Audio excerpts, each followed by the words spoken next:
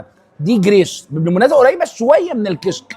المفروض ان اللحمه، ايوه تعالى يا احمد، لحمه، قطع لحمه، وده قمح ولبن، واللي فوق ده اسمها كشنه.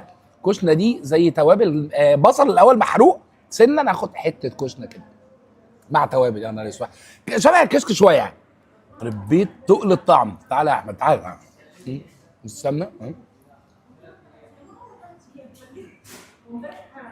يا جماعه دي فراخ مطبي اللي انا بموت فيها. ليه بقى؟